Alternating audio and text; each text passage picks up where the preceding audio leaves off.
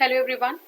तो इस वीडियो में हम कवर करेंगे द काउंसिल ऑफ मिनिस्टर्स। ठीक है, देखिए central council of ministers includes cabinet ministers. जो सेंट्रल काउंसिल ऑफ मिनिस्टर की बात करें तो कौन कौन इंक्लूड होंगे? Cabinet ministers, minister of state, deputy ministers. ठीक है, तो पहली तो है कैबिनेट मिनिस्टर, दूसरा है minister of state and third will be deputy minister. ठीक है, according to article 74 there shall be a council of ministers with the prime minister at the head to aid and advise the president, who shall in the exercise of his function act in accordance with such advice। ठीक है, तो ये बहुत ही important है, समझिएगा इसको। देखिए जो हमारे मिनिस्टर्स होते हैं, ठीक है, सेंट्रल काउंसिल ऑफ मिनिस्टर, ठीक है, ये जो है कौन कौन होते हैं? फर्स्ट हमारे कैबिनेट मिनिस्टर होते हैं, ठीक है। दूसरा हमारा कौन होगा? ये होगा आपका स्टेट मिनिस्टर, ठीक है, minister of state and third will be deputy minister. तो इनके जो हेड होते हैं वो होते हैं प्राइम मिनिस्टर। ठीक है, प्राइम मिनिस्टर। अब ये क्या क्यों होते हैं?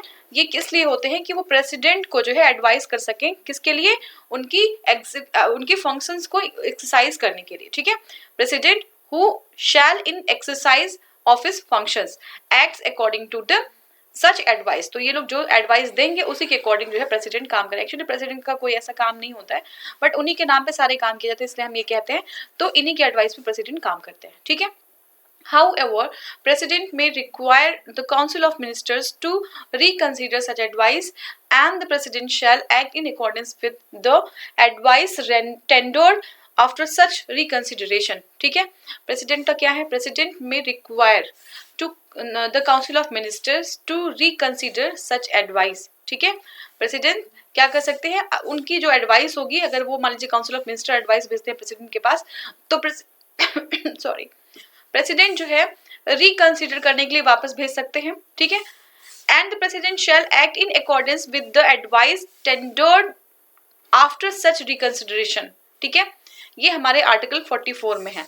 तो पहले क्या था? पहले ये था कि जो प्रेसिडेंट को एडवाइस दी गई है उसके अलावा प्रेसिडेंट और कोई काम नहीं वही आगे करना होता था, लेकिन आर्टिकल 44 में ये अमेंड किया गया है कि प्रेसिडेंट जो है रिकंसीडर करने के लिए भेज सकते हैं अपने एडवाइस को।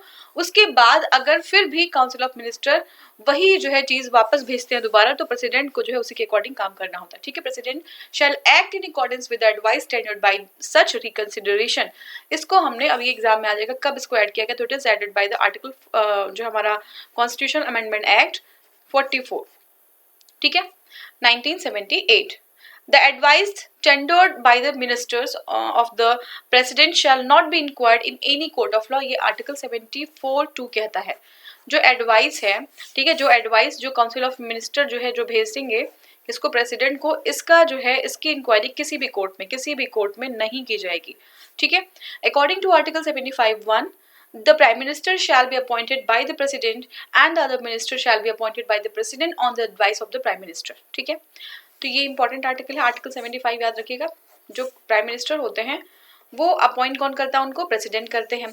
काउंसिल ऑफ मिनिस्टर को कौन करता है? प्रेसिडेंट करते हैं, बट काउंसिल ऑफ मिनिस्टर को प्राइम मिनिस्टर की एडवाइस पे प्रेसिडेंट अपॉइंट करेंगे। ठीक है, अब देखिए आर्टिकल 75(2) के बारे में देखिए। The total number of the ministers including the prime minister in the council of state shall not exceed 15% of the total strength of the Lok Sabha। तो देखिए टोटल नंबर ऑफ जो मिनिस्टर्स होते हैं अगर प्राइम मिनिस्टर को भी include कर दें तो इनका जो नंबर है, ठीक है, काउंसिल ऑफ मिनिस्टर का, ये जो है 15% जो है से एक्सीड नहीं करनी चाहिए। किसके? तो लोकसभा में। ठीक है, लोकसभा में मान लीजिए 500 मेंबर्स हैं, तो 500 मेंबर्स का सिर्फ 15% ही जो है ये जो है council of ministers including the prime minister, ठीक है, ये जो है इससे ज़्यादा एक्सीड नहीं करना चाहिए। ये हमारे आर्टिकल 75(2) में कहा गया है। ठीक है, आप निकाल के देख सकते हैं कितना क्या हो सकता है। ठीक है, this provision added by the 91st amendment act 2003। ये इंपॉर्टेंट है। तो ये जो अमेंडमेंट है कि 15% वाला जो है ये 91st अमेंडमेंट एक्ट 2003 में जो है क्या किया गया था? ऐड किया गया था। The minister shall hold office during the pleasure of the president. ठीक है, जो मिनिस्टर होंगे वो प्रेसिडेंट के प्लेजर पे ही वो ऑफिस को होल्ड करेंगे। The council of ministers shall be collectively responsible to the Lok Sabha. ठीक है, जो काउंसिल ऑफ मिनिस्टर होंगे वो किसके लिए रिस्पॉन्सिबल होंगे? ही will be responsible for the Lok Sabha. ठीक है, लोकसभा के लिए रिस्पॉन्सिबल होंगे। It is very very important. ठीक है, नेक्स्ट हमारा है द टर्म कैबिनेट। कौन सा टर्म है? The term cabinet. Cabinet was inserted in the article 352, ठीक है, कैबिनेट जो है 352 में इंसर्ट किया गया है of the constitution 1978 by the 44th constitution amendment act. अभी सब याद रखिएगा, यही सब क्वेश्चन अभी आएगा आगे। It did not find a place in the original content of the constitution, ठीक है, ये बाद में जो है अमेंडमेंट 44th अमेंडमेंट के द्वारा कैबिनेट को जो है आर्टिकल 352 में जो है ऐड किया गया था, और ओरिजिनल कॉन्स्टिट्यूशन में इसका कोई जो है मेंशन नहीं था, कोई जिक्र नहीं था। It includes cabinet minister including, देखिए इसमें कैबिनेट मिनिस्टर होते हैं, ठीक है, और कौन कौन होते हैं कैबिनेट मिनिस्टर के साथ, तो कैबिनेट मिनिस्टर के साथ जो है यहाँ पे ministers due to the ministerial responsibility for every act of the bureaucrat of the concerned ministry, the concerned minister is answerable to parliament, ठीक है, तो उनके एक्ट के लिए वो पार्लियामेंट में आंसरेबल होते हैं। The central cabinet secretariat is directly under the control of prime minister, ठीक है, तो ये आपको पता ही होगा कि जो सेंट्रल कैबिनेट सेक्रेटरीट होता है वो जो है डायरेक्ट अंडर कंट्रोल होता है किसके, प्राइम मिनिस्टर, ठीक है। Its administrative head is cabinet secretary, इसके एडमिनिस्ट्रेटिव हेड कौन होते हैं, it is cabinet secretary who is the ex officio chairman of civil services board, ठीक है, तो जो कैबिनेट सेक्रेटरी होते हैं वो क्या होते हैं, वो ex officio chairman of civil services board होते हैं, और एडमिनिस्ट्रेटिव हेड भी होते हैं सेंट्रल सेक्रेटरीट के, कौन, cabinet secretary. A person who is not the member of either house of the parliament can also be appointed as a minister, but within the 6 months, ये important हो जाएगा, 6 months he must be a member either by the election or by the nomination, ठीक है, of either house of the parliament, otherwise he ceases to be a minister। अब मान लीजिए कोई एक पर्सन ए है, ठीक है, वो अगर मिनिस्टर नहीं है तो वो मिनिस्टर बन सकते हैं, ठीक है, बन सकते हैं अगर वो राज्यसभा या लोकसभा के मेंबर नहीं है, ठीक है, लेकिन क्या होगा, शर्त क्या है, ये राज्यसभा और लोकसभा के मेंबर जो है उनको इलेक्ट होना पड़ेगा या नॉमिनेट होना पड़ेगा, यहाँ पे देख लीजिए इलेक्ट और नॉमिनेट, ठीक है, विदिन 6 months, ठीक है, 6 महीने के पीरियड में होना पड़ेगा, otherwise he will not be the member, ठीक है, वो ही will not be the minister, तो वो सीज कर जाएंगे, वो मिनिस्टर नहीं रह पाएंगे, तो ये चीज हो गई। अब देखिए, president administer the oath of the office and the secrecy of the prime minister and other minister, तो ये कौन करते हैं, ओथ और ऑफ द ऑफिस और सिक्रेसी, ठीक है, सिक्रेसी जो शपथ दिया जाता है वो कौन कराते हैं, प्रेसिडेंट कराते हैं, किसके लिए, प्राइम मिनिस्टर के लिए और अदर जो मिनिस्टर्स होते हैं उनके लिए।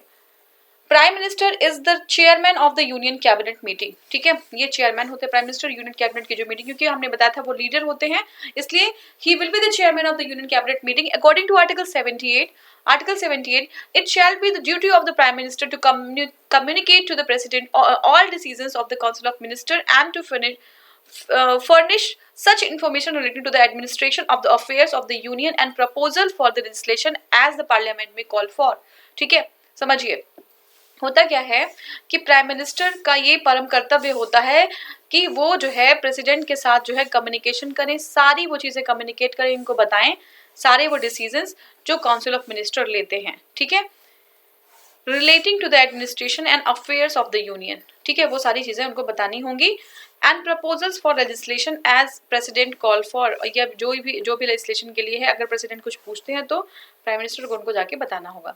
The prime minister submits his resignation to the president, तो अपॉइंट भी प्रेसिडेंट करते हैं इनको, ठीक है, और ये रेजिग्नेशन किसको देते हैं, उनको, वो प्रेसिडेंट को ही देते हैं। The number of ministers at the center of on 15 August 1947 was 18. कितने मिनिस्टर्स थे, ये जो है 18 मिनिस्टर्स थे, कब, 15 अगस्त 1947 को, ठीक है। अब यहाँ से हम फर्स्ट क्वेश्चन अपना स्टार्ट करेंगे, ठीक है, आपने ये थियरी के बेस पे आपने कितने क्वेश्चन आप करेक्ट कर पाओगे इसको देख लीजिएगा। नेक्स्ट हमारा क्वेश्चन है, पहला क्वेश्चन है, which of the following statement is correct about the prime minister, कौन सा स्टेटमेंट करेक्ट है, तो first is prime minister is the nominal head of the council of minister, जो प्राइम मिनिस्टर होते हैं ही इज द नॉमिनल हेड, देखिए nominal नहीं होते, ये रियल हेड होते हैं, ठीक है, और करेक्ट पूछा जा रहा है तो नॉमिनल हेड नहीं होते। He is not responsible to the parliament, ठीक है, तो ही इज रिस्पॉन्सिबल, क्योंकि काउंसिल ऑफ मिनिस्टर जो है पार्लियामेंट के रिस्पॉन्सिबल होते हैं, और काउंसिल ऑफ मिनिस्टर में प्राइम मिनिस्टर भी आते हैं। नेक्स्ट है, he can not dismiss any of his ministers, ठीक है, he can not dismiss any of his minister, वो डिसमिस एक सेकेंड, तो वो डिसमिस नहीं कर सकते हैं, बट वो एडवाइस कर सकते हैं प्रेसिडेंट को कि उनको डिसमिस कर दिया जाए। ठीक है, ये भी गलत हो जाएगा। तो सही एक ही बचता है हमारा, prime minister is the real head of the council of minister. तो ये हमारा सही आंसर है, D is the right answer. देख लीजिए,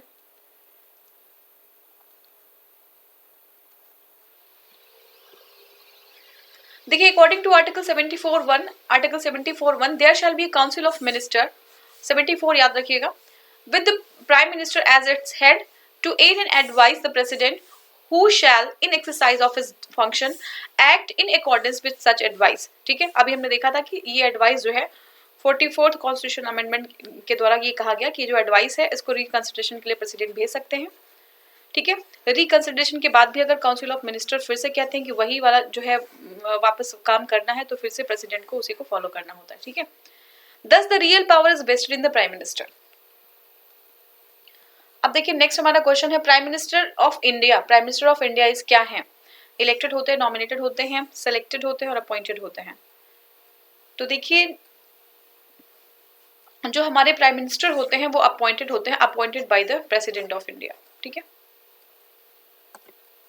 तो देखिए prime minister of India, prime minister of India is appointed by the president and other ministers are also appointed by the president on the advice of the prime minister, article 75(1). ठीक है, next question हमारा third question है। ठीक है, third question देखते हैं। देखिए इसमें क्या है, which of the following is not true. ठीक है, नॉट ट्रू है, कौन सा नहीं है वही बताना। द प्रेसिडेंट और द गवर्नर, प्रेसिडेंट और the governor is immune from the legal action for office official acts. ठीक है, तो बिल्कुल सही है, जो प्रेसिडेंट होते हैं वो गवर्नर होते हैं, वो इम्यून होते हैं ऑफिशियल एक्ट्स के लिए। सही है, ये गलत बताना है हमें। No court can compel a governor to perform any duty, बिल्कुल सही है। The 2 months notice in the writing must be delivered to a governor। 2 months notice, 2 महीने की नोटिस देनी पड़ेगी राइटिंग में, must be delivered to governor for bringing civil proceeding in respect of their personal act। ठीक है, civil proceeding के लिए 2 महीने का नोटिस दिया जाएगा। अगर उनका कोई पर्सनल एक्ट है तब जो है हम जाके वो जो है आगे उसको बढ़ा सकते हैं। तो हमारा ये भी सही है। देखिए तो यही गलत बचता है, courts are empowered to inquire, courts are empowered to inquire, empowered to inquire the advice tendered by the ministers to president और गवर्नर। देखो अभी हमने देखा था कि जो कोर्ट्स हैं वो कोई भी कोर्ट इंटरफेयर नहीं कर सकता कि कौन सा एडवाइस जो है ये काउंसिल ऑफ मिनिस्टर जो है ये आपके प्रेसिडेंट को देते हैं या गवर्नर को देते हैं। तो ये हमारा जो है गलत हो जाएगा। इट इज द राइट, जो गलत है वही सही है क्योंकि वही क्वेश्चन पूछा गया है। अब देखिए हमारा क्वेश्चन क्या है, इसमें देखिए एक्सप्लेनेशन है, according to article 74 on the question whether any and if so what advice was tendered by the minister to the president shall not be inquired in any court, so option D is not correct while other options are correct। Fourth question है, the prime minister of India is head of, जो prime minister हमारे India के होते हैं वो किसके head होते हैं? तो he is the head of state government, head of central government, both state and central government and none of them. ठीक है, तो ये सेंट्रल गवर्नमेंट के हेड होते हैं। ठीक है, स्टेट गवर्नमेंट के कौन होते हैं? सीएम होते हैं, चीफ मिनिस्टर। तो ये सेंट्रल गवर्नमेंट के हेड होते हैं। बी सही हो जाएगा। देखिए अब इसमें देखिए according to article 74 there shall be a council of minister with the prime minister at the head and to aid and advise the president. The prime minister of India is the head of the government while the president of India is the head of the state। ठीक है, head of the state। ओ मैंने कुछ गलत बोल दिया था आगे। देखिए हेड ऑफ द स्टेट जो होते हैं हमारे प्रेसिडेंट होते हैं, सीएम नहीं होते, मैंने गलत बोल दिया। ये हमारे प्रेसिडेंट होते हैं। हेड ऑफ द स्टेट जो है, स्टेट मतलब इंडिया, ठीक है, स्टेट मतलब इंडिया, तो इंडिया के जो हेड होते हैं वो जो हमारे प्रेसिडेंट होते हैं, और सेंट्रल गवर्नमेंट के यानी यूनियन जो होता है हमारा उसके हेड जो हमारे होते हैं वो प्राइम मिनिस्टर होता है। ठीक है, नेक्स्ट क्वेश्चन है, article 78 of the constitution of India lays down the duties of. ठीक है, आर्टिकल जो 78 है हमारा कॉन्स्टिट्यूशन का, lays down the duties of. ठीक है, तो 78 में किसकी ड्यूटीज की बात की गई है? तो ये जो है आपका स्पीकर नहीं, चेयरमैन ऑफ द राज्यसभा नहीं, कॉम्प्ट्रोलर कैग और ऑडिटर जनरल ये भी नहीं, तो प्राइम मिनिस्टर यानी काउंसिल ऑफ मिनिस्टर के बारे में बात किया गया है। तो ये जो है देखिए article 78 envisages the duties of the president in respect of furnishing the information to the president. तो ये हमारे प्राइम मिनिस्टर के बारे में कहा गया है कि ये जो है इन्फॉर्मेशन जो है ये प्राइम मिनिस्टर किसको देंगे? प्रेसिडेंट को। ठीक है, नेक्स्ट देखते हैं।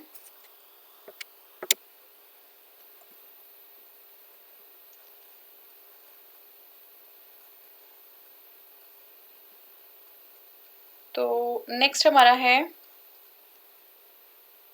अच्छा इसमें कुछ और है, एक्सप्लेनेशन में देख लेते हैं। देखिए relating to admission of affairs of union, ये भी जो है ये जो पीएम होते हैं हमारे वो प्रेसिडेंट को ये देंगे जो एडमिनिस्ट्रेशन या अफेयर्स है यूनियन का। If president requires submit for the consideration of the council of minister on any matter on which the decision has been taken by the minister but not considered by the council। ठीक है, तो ये सारे matters भी जो decision minister ने ले लिया गया लेकिन कंसीडर नहीं किया गया, तो वो सारे मैटर्स जो है अगर प्रेसिडेंट चाहें तो उनको वो इन्फॉर्मेशन प्रोवाइड करानी पड़ती है। ठीक है, नेक्स्ट क्वेश्चन 6 क्वेश्चन हमारा है। देखिए छठा क्वेश्चन क्या है कि with reference to the prime minister's office PMO which one of the following statement is correct. ठीक है, इज और करेक्ट कौन सा सही है? तो देखिए it came into the existence in 1977। ठीक है, पीएमओ जो है वो एग्जिस्टेंस में 1977 में आया। It is headed by the cabinet secretary. तो पीएमओ को कैबिनेट सेक्रेटरी क्यों हेड करेंगे? तो ये जो हमारा आंसर होगा ये आपका होगा 1 ओनली। ठीक है, 1974 में, अच्छा क्वेश्चन है ये। तो देखिए ये जो है हमारा 1 आंसर होगा, देख लेते हैं इसको। हाँ, तो देखिए prime minister PMO came into existence in 1977। Earlier 1947 this office is known as the prime minister's secretariat. Principal secretary is the head of the prime minister office. और यहाँ पे ऑप्शन क्या था? यहाँ पे ऑप्शन था कैबिनेट सेक्रेटरी होंगे। तो कैबिनेट सेक्रेटरी नहीं होंगे बल्कि प्रिंसिपल सेक्रेटरी होंगे, is the head of the prime minister office. Doctor PK Mishra is the current principal secretary of the prime minister whereas the cabinet secretary is Rajiv Gauba। तो जो cabinet secretary है वो राजीव गौबा है। ठीक है, और जो आपके प्रिंसिपल सेक्रेटरी होंगे वो कौन होंगे? वो होंगे आपके ये प्रिंसिपल सेक्रेटरी होंगे प्राइम मिनिस्टर ऑफिस के, क्या होंगे? हेड होंगे। ठीक है, और डॉक्टर पीके मिश्रा इस टाइम है। नेक्स्ट क्वेश्चन हमारा कैबिनेट मीन्स, कैबिनेट का क्या मतलब होता है? तो all ministers in the government, minister with the cabinet rank. तो मिनिस्टर कैबिनेट मतलब यही होता है, मिनिस्टर जो कैबिनेट रैंक है उसको कैबिनेट कहते हैं। ठीक है, बी जो है सही हो जाएगा। तो देखिए union council of minister exercises executive authority.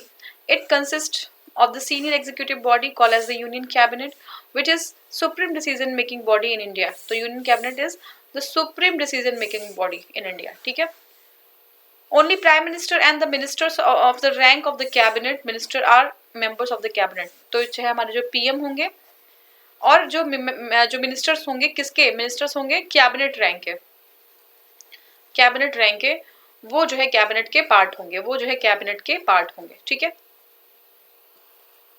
Next हमारा है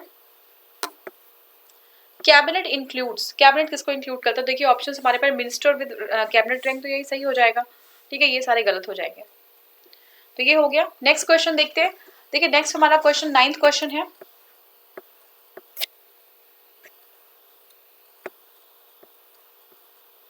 9th क्वेश्चन है who exercises the actual executive power under the parliamentary form of government। ठीक है, who exercises actual और executive power under the parliamentary form of government। आपको पता चल गया होगा ये जो है हमारे कौन करते हैं? एक्चुअल एग्जीक्यूटिव पावर की बात करें तो ये प्राइम मिनिस्टर करेंगे। तो बी हमारा सही उत्तर हो जाएगा। देखिए in the parliamentary form of the government the real executive power is exercised by the prime minister and the provisions regarding this is mentioned in article 75 of the Indian constitution. ठीक है, next question है consider the following statement. क्या है? The president shell make rules for more convenient transaction of business of the government of India and for the allocation among the ministers of said business। ठीक है, तो फिर से देख लीजिए, president shell make rules for more convenient transaction of business of the government of India and for the allocation among the ministers of the set business. तो ये सारा काम प्रेसिडेंट का होता है, वो ज्यादा कन्वीनियंट जो है बिजनेस ट्रांजेक्शन जो हो पाए इसकी वजह से वो रूल्स को बनाते हैं। ठीक है, और उसको एलोकेट करते हैं अमंग द मिनिस्टर्स। नेक्स्ट हमारा है all executive actions of the government of India shall be expressed to be taken in the name of the prime minister. नहीं, ये प्रेसिडेंट के नाम पे सारे एग्जीक्यूटिव एक्शंस लेते हैं, तो प्राइम मिनिस्टर गलत। तो ये हमारा गलत हो गया। 1 इज द राइट। तो 1 हम देख लेते हैं किसमें है। ए है तो ए ही सही हो जाएगा। ठीक है, देखिए article 77(1) says that all the executive actions of the government of India shall be expressed to be taken in the name of the president. So statement 2 is wrong, whereas statement 1 is right. According to article 77(3), the president shall make a rule for more convenient transaction of business of the government of India and for allocation among the minister and said business. ठीक है, तो ये हो गया. Next question हमारा है, देखिए next question है, if the prime minister of India belongs to the upper house of the parliament. ठीक है, अगर हमारे प्राइम मिनिस्टर जो होते हैं वो अपर हाउस ऑफ पार्लियामेंट के होते हैं, तो he will not be able to vote in his favour in the event of the no confidence motion. तो ये हमारा सही है. ठीक है, तो वो अपने जो है he will not be able to vote in his favour in the event of no confidence motion. सही है. He will not be able to speak on the budget in the lower house. ऐसा नहीं है, ये बोल सकते हैं. तो क्या बोला है कि कौन सा है? हाँ, तो यही सही हो जाएगा. ठीक है, यही सही होगा. He will not be able to speak. देखिए ए ही हमारा सही आंसर हो जाएगा. इसको एक बार पढ़ लीजिएगा.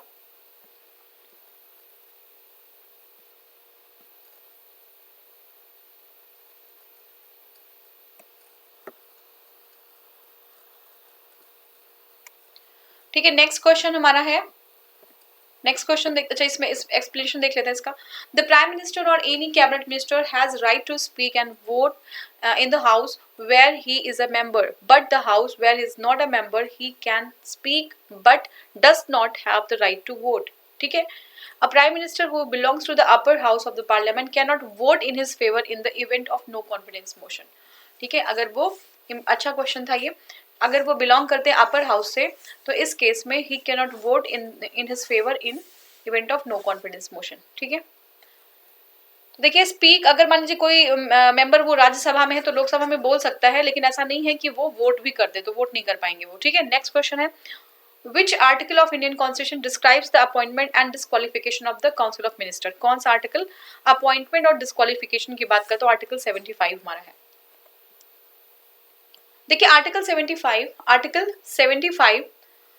1 states that prime minister shall be appointed by the president and other ministers shall be appointed by the president on the advice of the president. Article 75(2) states that the ministers shall hold office during the pleasure of the president. ठीक है, president के pleasure पे वो office को hold कर सकते हैं.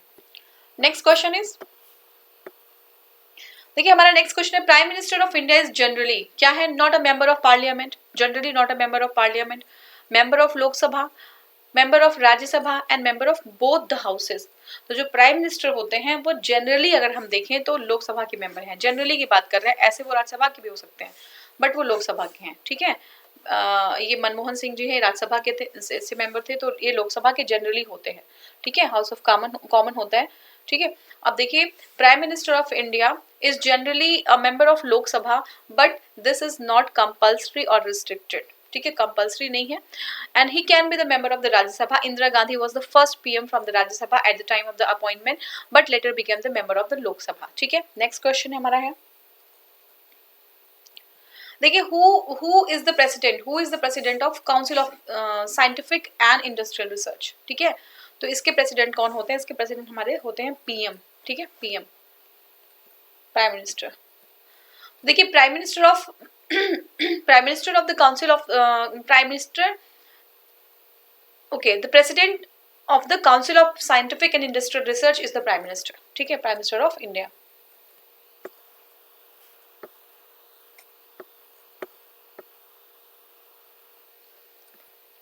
Next हमारा क्वेश्चन है, who is the head of the national defence committee. ठीक है, तो साइंटिफिक जो हमने अभी जस्ट हमने देखा था कि जो हमारे प्राइम मिनिस्टर होते हैं वो प्रेसिडेंट होते हैं council of the scientific and industrial research के. ठीक है, अगर वहीं पे हम देखें तो नेशनल डिफेंस एकेडमी के जो हेड होते हैं वो भी जो हमारे प्राइम मिनिस्टर होते हैं. ठीक है, national defence academy is headed by the prime minister. Next question is, the prime minister of India at the time of his her appointment. ठीक है, prime minister of India at the time of his her appointment क्या है? इसमें option हमारा क्या है? need not necessarily be a member of one house of the parliament but must became the member of one house within the 6 months. अभी हमने इसको देखा भी था, तो ये हमारा सही हो जाएगा A is the right answer. ऐसे ही मिनिस्टर के केस में भी है। देखिए article 75 says that a person who is not a member of either house of the parliament became the minister but he can not continue as the minister for more than 6 months। ठीक है, 6 महीने से ज्यादा वो नहीं रह सकते, continue नहीं कर सकते unless he secures a seat in the either house of the parliament. ठीक है, unless he secures a seat in the either house of the parliament by election or by nomination. These provisions also apply to the prime minister। Option जो A हमारा है वो correct answer है, option A is correct answer. ठीक है,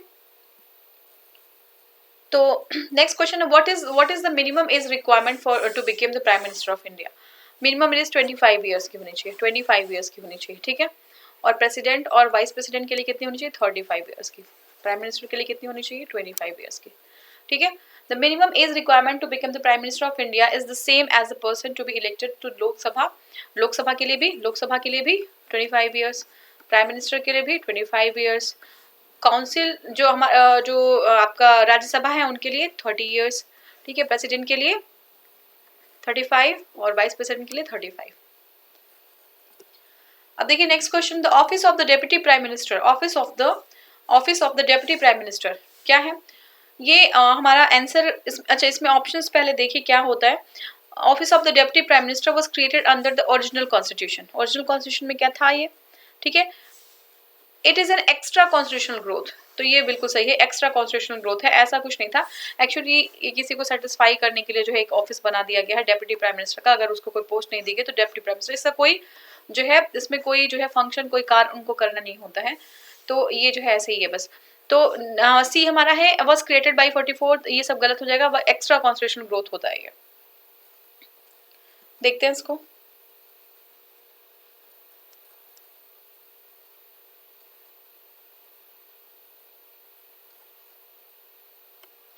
तो देखिए office of the deputy prime minister is not mention anywhere in the constitution, कहीं भी मेंशन नहीं है ये।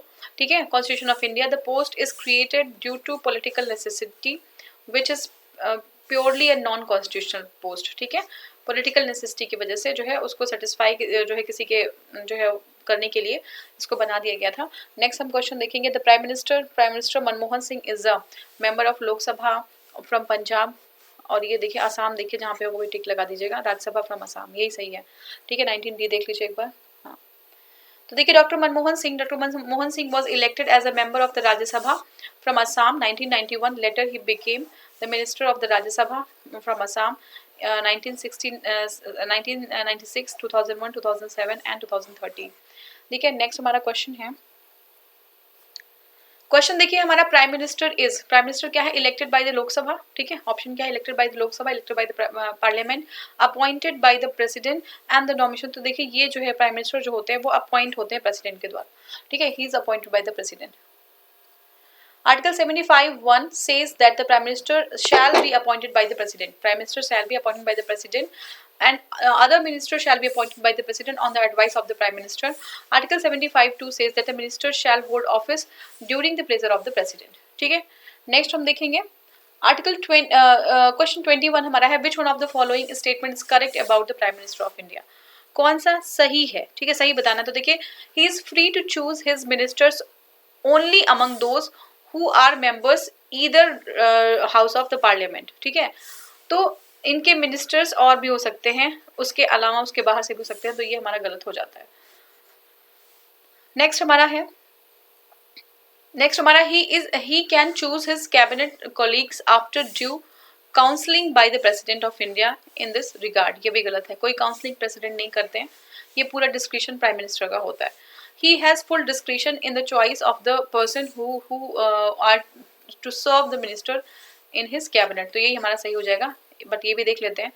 लिखा हुआ he has only limited power in the choice of his cabinet colleagues because of discretionary power vested in the president of India। तो ये गलत हो जाएगा, आंसर हमारा सी सही है। ठीक है, सी इज द राइट आंसर। तो ये हमने कर लिया। नेक्स्ट अच्छा इसको एक बार इसका एक्सप्लेनेशन देख लीजिए। देखिए president is the head of council of minister. He has full discretion in choice of the person who is to serve as a minister in the cabinet article 75(1) कहता है ये, he may choose any member apart from either house of the parliament, but such person will have to become the minister or member of either house of the parliament within 6 months from the date he enters the office. 75(5) है, otherwise he will be ceases to be a minister. तो ये हमारा सही है. देखिए next हमारा 22nd question है, ये हम नेक्स्ट वीडियो से स्टार्ट करेंगे. Thank you so much for watching. Thank you.